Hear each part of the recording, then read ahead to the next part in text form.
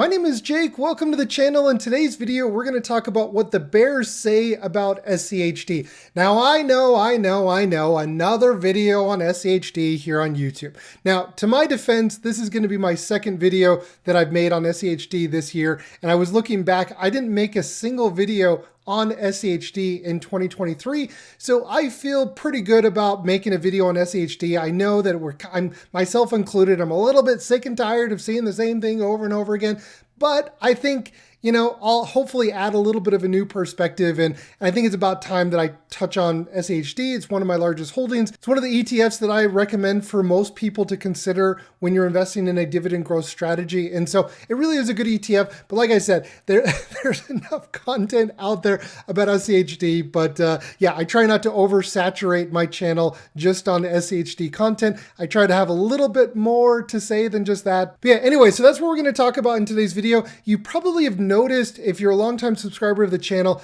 that I'm not showing my portfolio in the first couple of seconds, minutes of my videos these last couple of weeks. And that is because I'm doing a little bit of fall cleaning with my portfolios. I'm fixing some things up and trying to figure out what I want to do and making my plans for next year. I have some pretty big changes that I'm going to be talking about in the future, not in terms of my strategy in the sense of, you know, SHD, DJRO, core and satellite. Nothing's changing there, but I am making a pretty big change in terms of how I'm going to generate a little bit more income.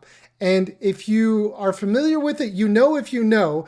And so when I say to generate a little bit more income from my portfolio, there's some guesses that I'd love to hear your guesses in the comments of what you think that means. But here in the coming weeks, I'll talk more about it. And I never wanted to make my channel here on YouTube just about my portfolio.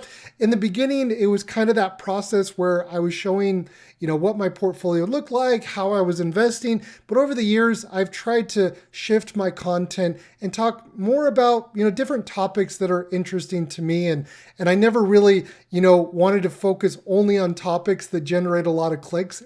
It's kind of ironic because that's exactly what I'm doing in this video with making a video about SCHD. It's the easiest way to get clicks on YouTube is just make a video about SCHD. But I think, you know, here in the coming weeks, I'll talk more about what my strategy is.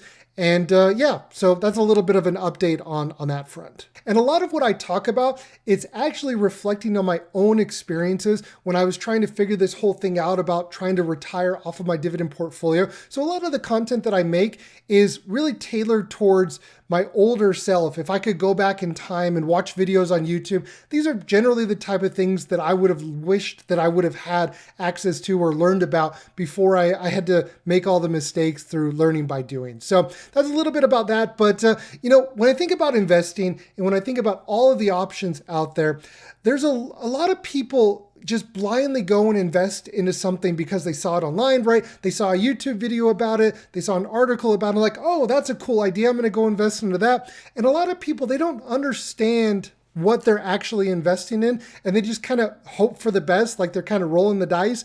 But when you are investing into something that you don't really understand, it can get a little awkward. And it being a little awkward, it could look a little like this. Hasbulla. The short guy, the short guy.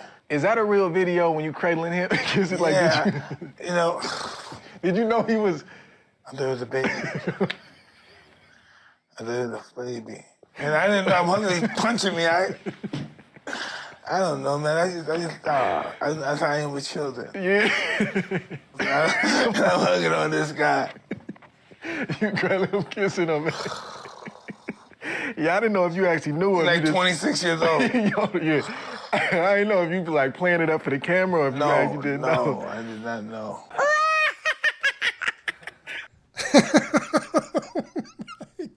Gosh.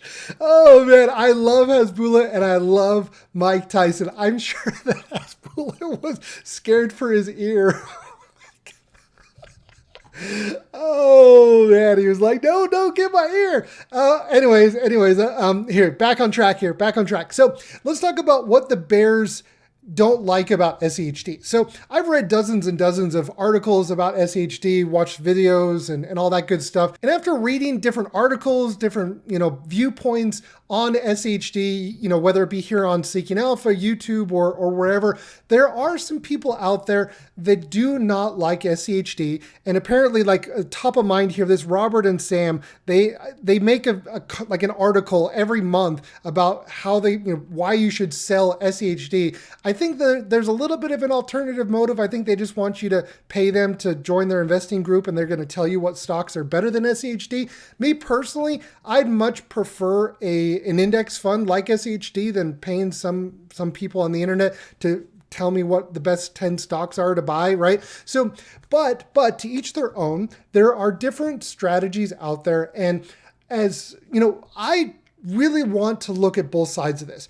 If I'm wrong, I want to be open and I want to understand the cons of my investing approach, because not everything is perfect. There are pros and cons to everything in life. Okay. And so when I think about this, I want to come with an open mind and understand, okay, what are the cons? What are the bears saying about SCHD? And after watching videos, reading articles, I've compiled a list of about 5 things. There's 5 things that generally will come up over and over again. And let's touch on each of these points and let's talk about them together. Now, the first thing that the bears say about SCHD is they kind of cherry pick this, but the first thing that they say is that SCHD has underperformed the S&P 500 on a total returns basis. Now, the total return is the share price plus the dividend reinvested. So it's your total return, the capital appreciation plus the dividend. A lot of websites out there will only show you the share price. It won't show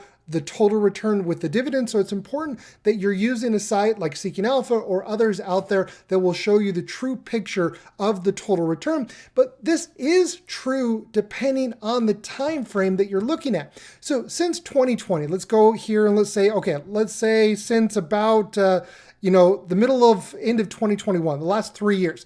Yes, the S&P 500 has outperformed SCHD, and let's just make sure that I have so total return. This is how you do it in Seeking Alpha, by the way. You go over to performance. It's by default on price return. You want to select total return, then you update the chart. So yes, over the last 3 years, the S&P 500 has outperformed SCHD. Over the last 5 years, yes, the S&P 500 has outperformed. Over the last 10 years, SCHD has outperformed. And if you're curious over, which time frame, because a lot of these articles, a lot of these videos, and I'm kind of guilty of this as well, you can cherry pick when you select the time frame to make a point, right? You can make a point and you can make a point biased, right? Like you've ever heard of bias in the world, like polling and all that good stuff. There is bias, okay? So it's very, very important that where you're getting your information, that the person is being candid and transparent about how they're pulling their information. So depending on how you slice and dice the data, yes, the S&P 500 has outperformed SCHD. Since inception, SCHD has actually outperformed the S&P 500. So it really just depends on what time frame you're looking at. But on the surface, yes, if you go back since 2020, the S&P 500 has outperformed SCHD on a total return basis. Now, you can largely credit this to the extreme overweighting in technology stocks in the S&P 500, which is now made up of about 33% of the S&P 500. So just a few years ago, I think before, don't quote me on this, but I think before 2020, I think the S&P 500 was around 25%, give or take, technology. And now the S&P 500, over a third of it, or about a third of it, is in technology. And this is, so when you're thinking about this, a lot of funds, a lot of index funds, if they're not overweight technology, in most cases, they have underperformed the S&P 500 over the last 5 or so years. So it's really, really important to understand that you know your facts. Now, the question is, and which always remains, well, yes, that's great what the market has done. What is the market going to do going forward? Will technology become 40%, 50% of the S&P 500?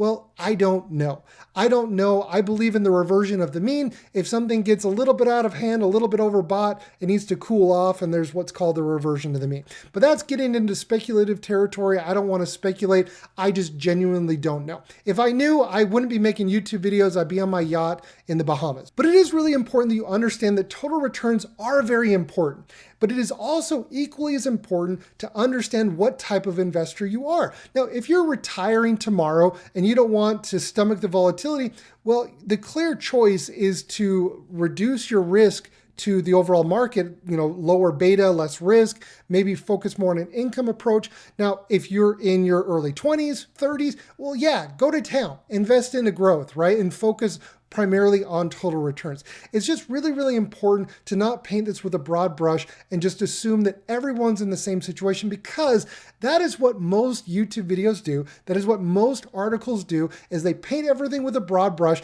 Like, it's kind of like with Dave Ramsey. This is my beef with Dave. I love Dave, right? He's great. He's got great things to say.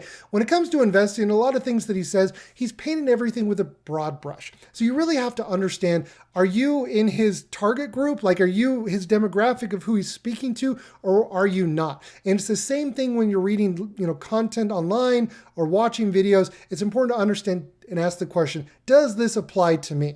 Now I want to show you really quickly what the difference is in terms of the capital appreciation and the income appreciation over the last 10 years or so with SCHD and the S&P 500. I'm going to use a tool called Portfolio Visualizer. This is a free tool that I use. What you can do is you can come in here and set the parameters that you're looking for. I'm assuming that we're not rebalancing and that we are reinvesting the dividends. So you are going to have those dividends reinvested. And so if we look at this portfolio, what I'm interested in is what is the income, because I'm focused on income, right? I want to live off of the dividend from my portfolio. So what is the income done from SCHD versus the S&P 500?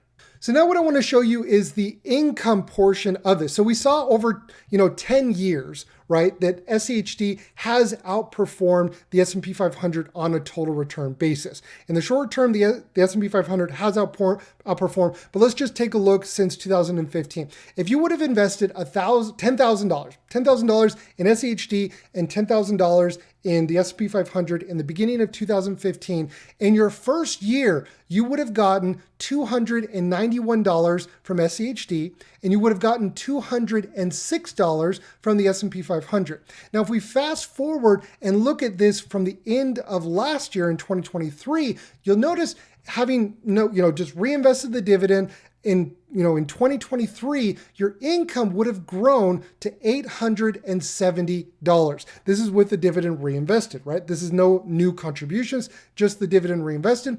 On the other side, with the S&P 500, it grew just to $376. So it's important to understand what type of investor you are. So when you see somebody in the comments or somebody make an article about, hey, sell SCHD because of, lower returns, it's important to put on your thinking cap and really look and understand, okay, how badly has it underperformed on a total return basis, and how important is the capital appreciation versus the income in relation to your time horizon. Okay, so if you're in your early 20s, then yeah, this is a really big deal. You want to make sure that you're investing into something that is going to grow a little bit faster, that has a more emphasis on the total return. And that's why I always talk about DGRO and adding SCHD with DGRO together as part of your core portfolio. And just to throw, the example here of DGRO, let me just show you this in real time.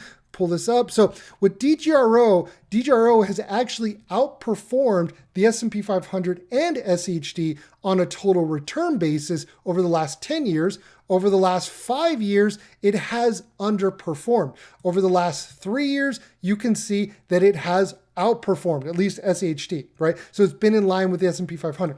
And so that's why I say just having SCHD alone is not enough. And that's why I like to combine it with another dividend growth ETF. My preferred one is DGRO. They go better together. All right, now let's move on to the second reason or the second thing that the bears say about SCHD, and that is that the sector weighting is not focused on the most recent trend. Now, this is the case with most passive index funds. They're not actively managed, which is in most cases a good thing because active managers statistically cannot beat the market over long periods of time. Now, this is not how rule-based index funds are set up. If you're looking for an index fund that jumps on every new trend, then you're investing into the wrong index. It comes down to expectation management of what you're actually investing in. And like I mentioned earlier, the S&P 500 is now a third in technology, where SCHD is about 11% in technology. And even the technology stocks that are held in SCHD, you're not going to have NVIDIA, you're not going to have Microsoft, and you're not going to have Apple. So those really big technology companies, they're not part of this index. It's just not how this index is set up and screened. And so it's important you understand what you're actually investing in and understand the rules of this index fund, because you're going to get more in financials, healthcare, consumer defensives. It's just how this index is set up. And one more point on this really quick, because I actually see this as a benefit that this index fund is not chasing the next big thing, right? That it's not chasing the Magnificent Seven. Yeah, great. The Magnificent Seven did really well. Okay, awesome. Good for you. Good for them. That's awesome. This index fund is not set up that way, and I personally like it that my investments are not chasing the next big thing and that they're rule-based, and whatever the market does, and that's just my personal preference. Maybe you're somebody that wants to chase the next big thing. You want to be on the bandwagon? Okay, you can do that. Maybe that's something that you do for your satellite positions, right? There's something for everybody, but for me personally, I actually like that this ETF does not chase the next big thing. And something that kind of goes together with this is the reconstitution, talking about, not getting on the bandwagon and focusing on the most recent trends. SCHD has an annual reconstitution where they have companies come into the index and they have companies leave the index. And what you can see here is, in terms of the sector itself or the industry, you can see that they are taking companies out and they're bringing new companies in. And a lot of critics say, well, we don't like that because the companies that they removed were more growth focused and the companies that they added have less growth potential. And it's just kind of what you're hearing, all over the place. Some people like it, some people don't. I for one, and I understand that it's a rule-based index. If a company is doing well, even though they have a bad rep, then okay, whatever. It's based off of the rules of the index. I don't really lose sleep at night about this. I don't really care, because next year, if that company fails or doesn't do well, guess what? It's going to get removed from the index next year. It is the survival of the fittest. If the companies aren't sustaining or maintaining their market share and not growing their earnings per share, et cetera, I don't have to worry about it. They're going to get removed next year. So I don't look at this in, the short term. I don't have a trader mindset when it comes to this.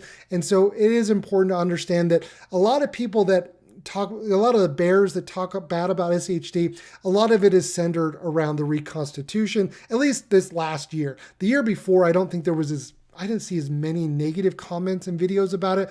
But yeah, that's one of the things that the bears are saying, is that they took out too many good stocks and they added too many bad stocks and whatever. But that's something for you to understand what the bears are saying about this ETF. Now, the third thing that the bears say about SCHD is that SCHD did great in the past only because of low interest rates and low inflation. Now, you could make the exact same argument about every single asset class and index fund out there.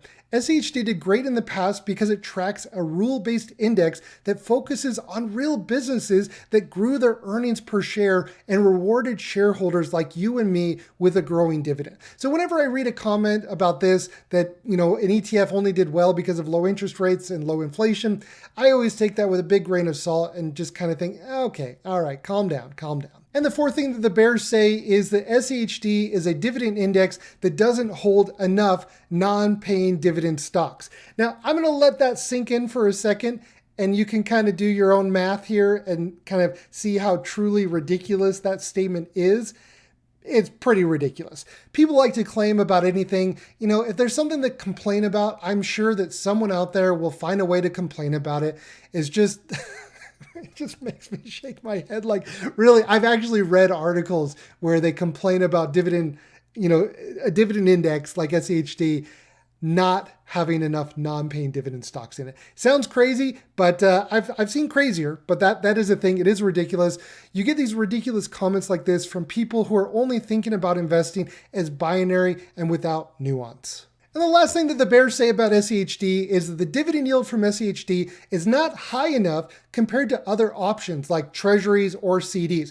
Now, I can't tell you how many times I've read comments like this since 2022.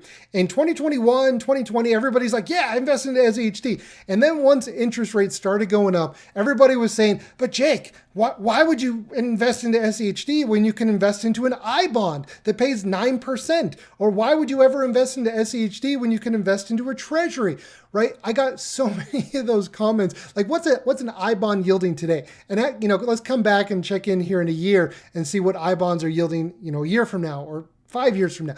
The simple answer is I have no idea. Right? Inflation could go up, it could go down. I don't know. And it's when you think about it from that perspective, SHD's dividend yield is right around 3.5%. That's too low. That very well may be true depending on your time horizon and your goals. But having that kind of mindset that the dividend yield is not high enough is very short. And, comparing that especially to treasuries and CDs and bonds, stuff like that, or savings accounts, right? Talk to somebody after, talk to somebody in 2009, what it means to have a low savings rate, or somebody from 2020, right? When there's years and years where interest rates are near zero and you're getting nothing on your money in a checking or savings account. Now, obviously things are different today, so we don't want to have recency bias, but thinking about this, it's very short-term thinking and only focused on what is going on in the market right now and not looking at, the buy and hold aspect of investing. This is more of a trader mindset. When you're looking at this and seeing, treasuries are yielding this, SHD is yielding this.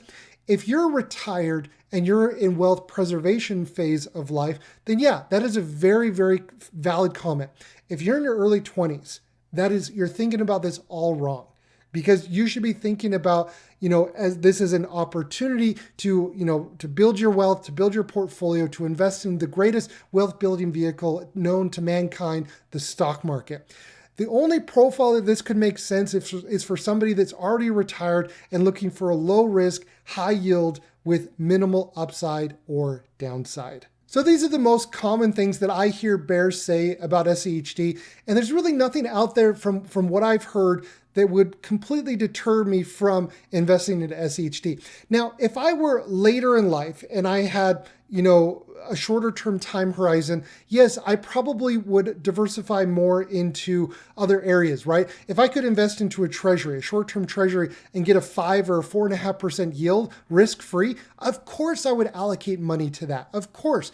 But I would not go and say and look at this as entirely black and white and say, okay, because of that, I'm going to totally disregard SCHD and put all of my money into a treasury bond. Okay, that's just not something that I would ever fathom doing. And so it really just comes down to understanding, what are your goals? Why are you investing? Is this investment vehicle going to get you to where you're trying to go? And that's what it ultimately comes down to, because everyone's going to have different goals, different priorities, and different risk tolerance when it comes to investing. So it's important to understand what's important to you, but for me, I love SCHD. I love combining it with DGRO. I think they go very well together. For the shortcomings that you have with SCHD, I think DGRO picks up a lot of the slack and vice versa. And so that is why, for many reasons, why I choose SCHD and DGRO as part of my core portfolio. I invest with a core and satellite, where my satellite positions,